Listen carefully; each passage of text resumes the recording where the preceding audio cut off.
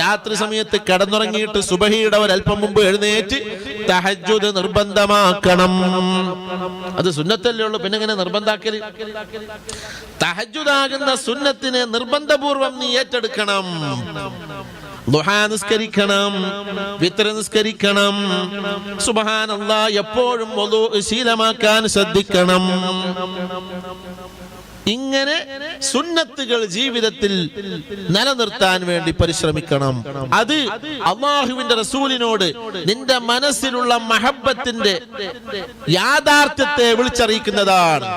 നിന്റെ മഹബ്ബത്ത് സത്യസന്ധമായ മഹബ്ബത്താണോ എങ്കിൽ ഈ സുന്നത്തുകളൊക്കെ മനുഷ്യന്റെ ജീവിതത്തിൽ കാണാൻ കഴിയും.